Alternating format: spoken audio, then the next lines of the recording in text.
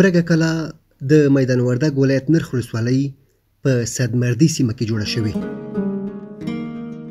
تاریخي مخینه یې تر یوې نیمې پېړۍ زیات او د امیر شیر علي خان دورې ته ورګرځي.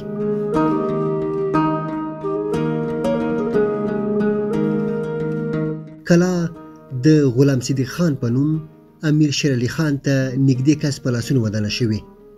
اولاده یې وایي غلام صدیق خان د امیر له نږدې کسانو شمیرل کېده او ترمنځ یې د باجتوب اړیکې ملګرتیا لا پخه کړې وه.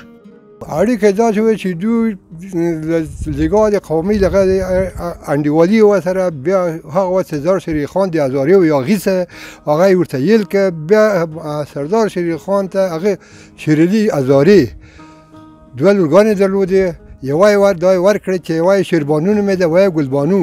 شیربانو یې غلام صدیق خان ته ورکړه او ګلبانو یې امیر شیر علي خان په نامه کړه.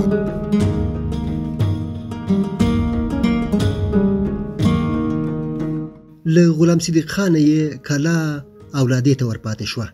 که هول یې زیات شو او اوس ټول کلی په برګه کلا یادېږي. اولاده یې پاتې چې تقریبا 12 کور یو د غضنفر خان ورثه ده، 12 کور صفدر خان ورثه ده او د عبداللطیف خان بابا هم 15 ورثه لري. برګه نوم هم د کلا له جوړښت سره تړاو لري. ځایي عمر خوړلي ښه کیسه کوي. دې کې ډېر فوقالعاده توره توګې یو مثال یو کتار یو پخڅه دوه پخڅې بیا کتار توره تیږې کېښودې لپاره نمونې د دې لخوا په هغه تورې تیږې دې ته برګه کلا وایي.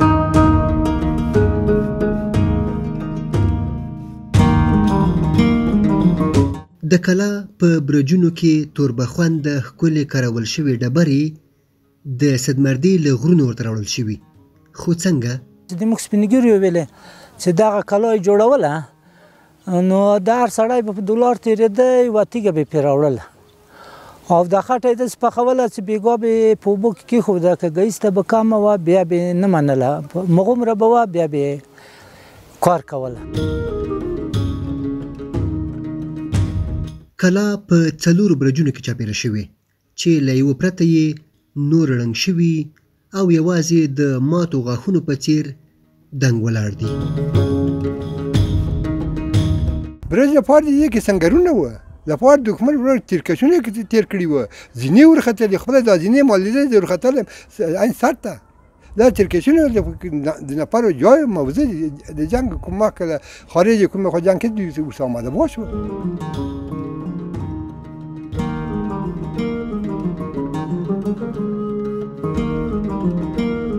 د روایتونو له مخې د کلا دروازه په ځانګړي نقش و نګار له لرګي جوړه شوې وه چې تر 2 لسیزو وړاندې هم یوه برخه جوړه وه. دروازه یې چوبي وه، ډېرې ښې پټې یې ورکړې وې او ډېر ښه هغه ګلاکه سابقني ګلاک نه وه، هغه ګلاک یې پرې ویلې وه ذاتي داسې ښه ډولي یې جوړه کړې وه. پسان ته ذاتي ډېر اوږده دومره میخونه یې پرې ویلي وه او ډېره ډبله داسې دروازه وه.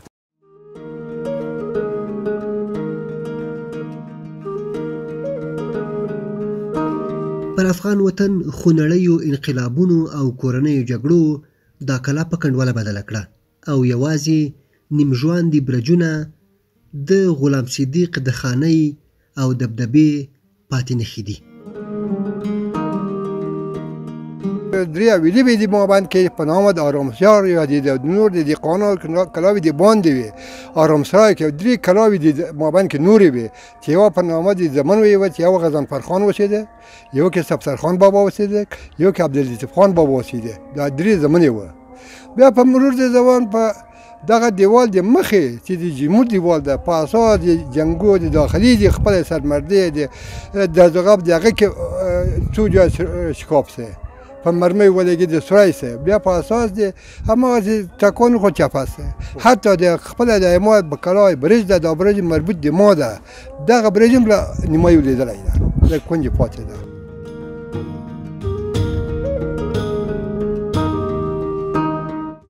او د کلا د دې برج په لاندنۍ برخه کې پر لکړو لګېدلي بیرغونه د یو نامعلوم زیارت دي ځایي خلک دا زیارت ډیر رسنده بولي. دا ماشوم چې برج ته ختلی و بیا دلته یې خالي جوابچای کې کړی بیا د بید ډېره معافي بیا نو هغه بیخي د شل سوی و بیا هغه ماشوم بیرته وروړی و هلته یې کچولی و خدای پاک کړی. د ایرو څلی مې وران نه کړې ورو تیر شه باده زه هم د اشنا د عشق یادګار یم.